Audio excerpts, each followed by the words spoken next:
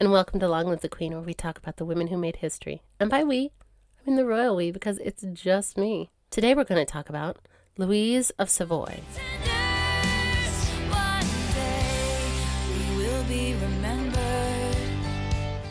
Louise of Savoy strutted onto the scene on September 11, 1476, born in France with royal blood and big dreams. Her dad was Philip II, Duke of Savoy, and her mom was Margaret of Bourbon. Philip's sister Charlotte was married to King Louis XI, making Louise the niece of Queen Charlotte of France, and cousin to the future King Charles VIII, who was 6 years older.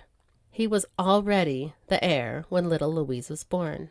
Talk about a family with connections. Tragedy hit early, though. In 1480, when Louise was 4, her brother Philibert II was born, her only sibling to survive childhood. 3 years later, at 7, Louise lost her mom, Margaret. Just 4 months after that, her uncle, King Louis XI, died in 1483, leaving her 13-year-old cousin, King Charles VIII. The king is dead. Long live the king. King Charles VIII, and if that wasn't enough, her aunt, Queen Charlotte, died 3 months later. It's like the universe was saying, Louise, buckle up, it's going to be wild. Her formative years were filled with the throne being unstable. Her dad remarried Claudine de Bois in 1485, starting a new family, but Louise, she was already out the door, destined for bigger things. At just 11 and a half, on February 16, 1488, Louise was married off to Charles, Count of Angoulême, who was, 28. Gross. But this wasn't just any match. Charles was the second prince of the blood, third in line for the throne after Charles VIII and Louis of Orleans. If those two didn't produce heirs, Louise's husband was next up. Talk about pressure for a child bride. Louise didn't have babies right away, thank goodness. At 15, though, she welcomed her first child, Marguerite, in 1492. Cute, but a girl wasn't enough in a world obsessed with male heirs. Louise knew the Valois dynasty was hanging by a thread. With Louis of Orleans stuck in a childless marriage to Joan of France, rumored to be sterile, her son stood a shot at the throne. Plot twist incoming. One day, after turning 18, on September 12, 1494, Louise gave birth to her son, Francis, her golden boy, her ticket to the big leagues. When her husband Charles died in 1496, he left 16-month-old Francis as Count of Angoulême and second Prince of the Blood. Louise, at 19, was a widowed countess with 2 kids and a fire in her belly. She was like, this dynasty's mine to shape, and I'm not messing around. Okay, hold the crown. Let's talk about Louise's artsy side, because this queen was serving more than political schemes. She was dishing out Renaissance realness. It's the late 1490s, and Louise, raising Francis and Marguerite in Angoulême, she's not just plotting for thrones. She's got a serious crush on beauty and brains, determined to make France outshine those smug Italians. Picture her saying, move over Florence, France is the new cool kid.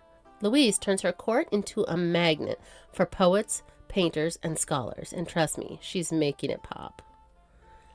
She's splashing cash on manuscripts, filling her library with illuminated Greek classics, spicy humanist texts, and astrology charts. She's obsessed with the stars, scribbling about comets like it's her side hustle. Her journal's bursting with notes on beauty and big ideas, showing she's all in for this cultural glow-up. Louise makes sure Marguerite gets elite tutors, turning her into the poet who will drop the Heptameron like a literary bomb. My girl's going to be a Renaissance queen, Louise declared, and she's not wrong. She's also a bankrolling artist, kicking off the school of Fontainebleau. When Francis starts building palaces like Chambord, you know Louise is whispering, go big son, make it sparkle.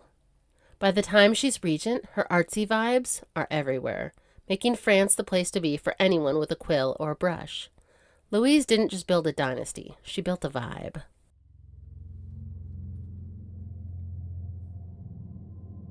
Now let's get personal with Louise, because this queen was no wallflower.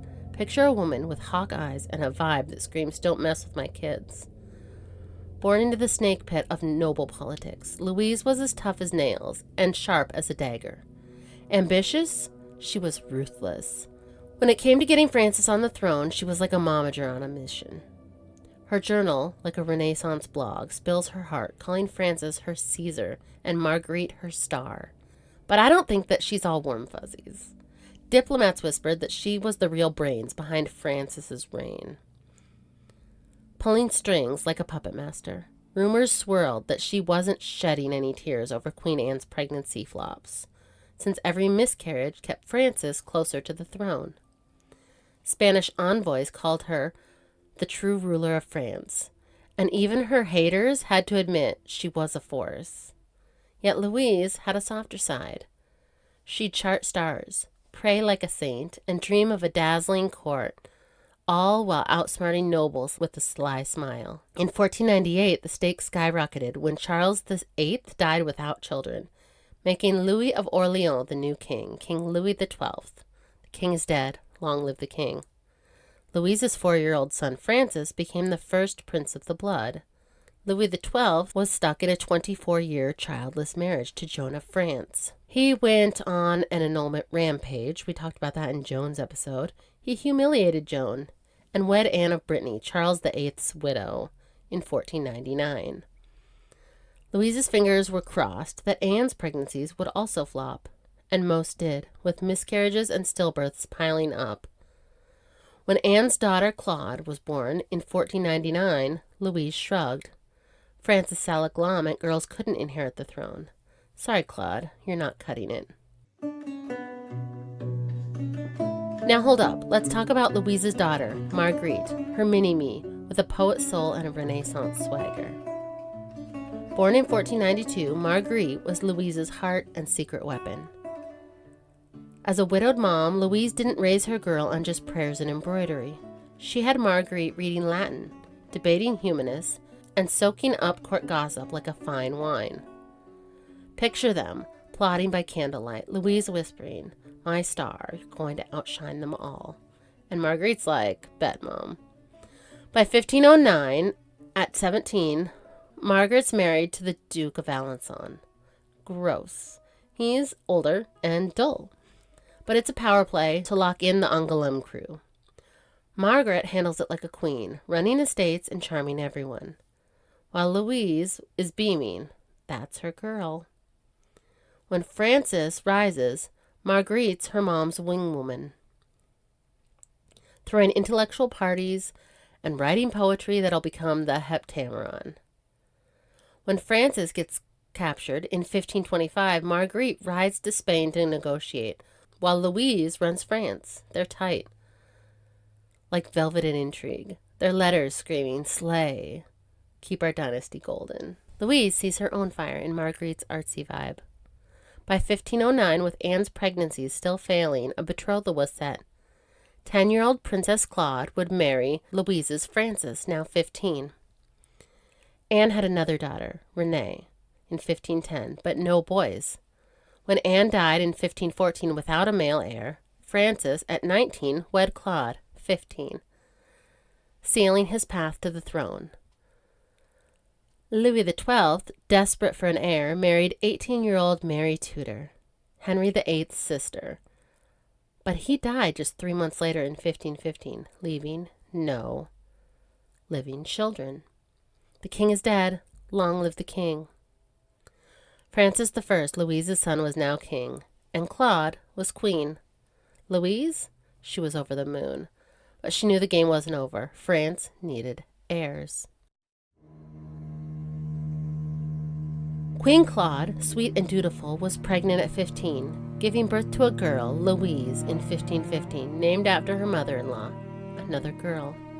Charlotte followed in 1516, likely named for Louise's late husband, Charles. Claude was kind, almost childlike, but her body was on a baby-making marathon. In 1518, she delivered the golden boy, Prince Francis, the Dauphin, followed by Henri in 1519, Madeleine in 1520, Charles in 1522, and Margaret in 1523. That's 7 pregnancies in 7 years. And by 22, Claude was a mother of 5 surviving children. But tragedy struck. Little Louise died at 3 in 1518, and Claude herself died at 24 in 1524, likely worn out by so many pregnancies in quick succession, or possibly a miscarriage. Louise's heart broke for her grandchildren, but she stayed laser focused on the dynasty. Then disaster hit. In 1525, King Francis I, now a single dad of 5, got captured by the Holy Roman Emperor Charles V. France was a hot mess. Nobles plotting, coffers empty, Italian wars raging. Louise, at 49, stepped up as regent, like, hold my wine, I got this. She was a mama bear with a political genius streak, trying to keep France from crumbling. She rallied the Parliament of Paris, sweet-talked rebellious nobles, and dodged the court intrigue like a pro. Charles V demanded a ransom of 2 million gold écus, basically all of France's gold. Louise twisted arms, charmed merchants, and scraped together the cash, but Charles wanted collateral. In a gut-wrenching move, she sent her grandsons, Francis, 8, and Henri, 7, to Spain as hostages in 1526, under the Treaty of Madrid, to free their father. Her heart was screaming, but she was all dynasty first. By 1529, she sealed the Ladies' Peace with Margaret of Austria, ensuring Francis's return, though her grandsons stayed in Spain for 4 years and were reportedly treated harshly, and they lost their French flair. Some say they didn't know how to speak French anymore when they returned in 1530, aged 12 and 11. Francis I favored his youngest son, Charles, who was raised in France because he wasn't put in Spanish prison, over the Spanish duo. Louise, she just rolled her eyes. Her boy was back, and that's all that mattered. Around this time, young Henri, 11 or 12, started mooning over Diane de Poitiers, his mom's former lady-in-waiting. Put a pin in that drama. Louise, thinking her dynasty was rock solid, didn't live to see the fallout. By the 1520s, she was pushing 50, and the years of scheming, regenting, and worrying had worn her down. Her journal hints at fevers and aches, but she kept it hush-hush, like nobody needs to know the queen's human. The stress of the Ladies' Peace, her grandson's captivity, and dodging court backstabbers was no spa day. In 1351, the plague, or maybe sheer exhaustion, caught up. On September 22, 1531, at 55, Louise took her final bow, leaving Francis as king and Marguerite shining. Was it the plague? A broken heart? We'll never know. But she poured every ounce of herself into her family and France. Her legend, that's eternal. And there you have it, folks. Louise of Savoy, the mom, the mastermind, the not-quite queen behind her son, the king. From a scrappy noble girl to a woman who shaped a dynasty, she played the game with brains, heart, and a whole lot of sass. Whether she was turning France into a Renaissance hotspot, raising Margaret to be a literary queen, saving Francis from Spanish cell, or staring down emperors, Louise proved the real power is in the women who make it happen. Her family line, not as secure as she thought. Stay tuned for that roller coaster. You can share your thoughts with me at longlivethequeenpodcast@gmail.com. Slide into my DMs on Facebook or Instagram at longlivethequeenpodcast, or join us on Patreon on Wednesdays. We tackle centuries-old gossip. Long live to all the queens out there. And until next time, bye. You'll be remembered.